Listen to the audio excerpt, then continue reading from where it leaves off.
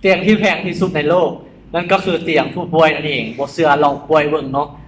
บอกให้เลยว่าทรัพย์สินค่อนข้างหายไปหลายเติบเนาะวันนี้จะเองจะมาช่วย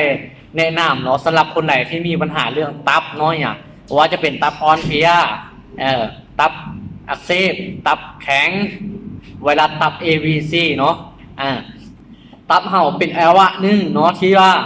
หูโตซ่าที่สุดเลยและหักษายากที่สุดเลยเนาะกวนที่เห่าจะหูโตเนาะกะระยะหลังๆเราเคยเห็นบ่เนาะคนที่มีปัญหาแบบว่าอยู่ๆกับท้องเว้งท้องไข้ขึ้นมาแล้วไปหาแพทย์หาหมอหมอเขาก็บอกระยะสุดท้ายแล้วคือเอาไปแล้วแหละเนาะเมื่ออยู่บ้านหายาพื้นเมืองมาต้มกินแบบนี้เลย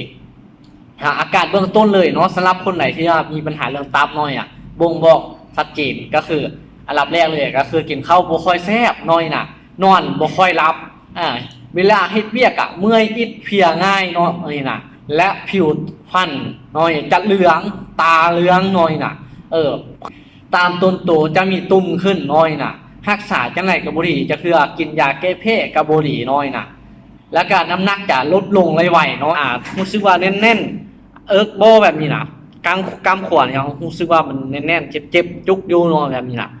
ฮีบดูแลตัวเองลดค่าถึงขั้นนี้เรารู้สึกว่า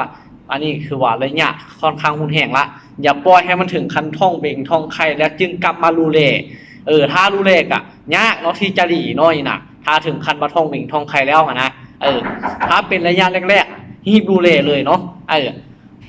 สำหรับไผ่ที่มีปัญหาคือใจเบ้ามากน้อยเซอร์นิตินเป็นอีกทางเลือกหนึ่งที่จะช่วยบำรุงฟื้นฟูตับของเราให้มาเป็นคือคนปกติน้อยสำหรับวิตการ์ดเองจะเป็นตัวหนึ่งที่ว่าช่วยดีท็อกน้อยขับล้างสารพิษสารเคมีธาตุเบื่อที่เกิดจากเรากินเบียร์เกิดจากกินอาหารกันบูดกันเน่าจากอาหารตามท้องตลาดเรามันจะช่วยขับออกน้อยแล้วรีวูโรวันจะเป็นตัวที่ว่าซ่อมแซมน้อยรักษาบาดแผลหรือว่าเกิดจากเรากินยาเคมีมาน้อยมันจะช่วยเฮ็ดให้ตัวนี้ดีขึ้นน้อยเฮ็ดทำให้เรากลับมาแข็งแรงและรีวูโร2จะเป็นตัวช่วยในเรื่องไขมันหุ้มตับน้อยคนที่มีปัญหาเรื่องไวรัสตับ AVC เนาะสำหรับท่านไหนเนาะคือใจเบ้ามากน้อย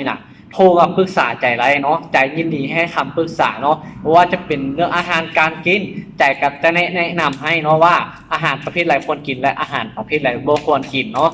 สำหรับคนไหนที่ว่าสนใจในการดูแลสุขภาพตัวเองโทรมาปรึกษาอะไรเนาะโอเคเนาะสำหรับคลิปนี้สวัสดี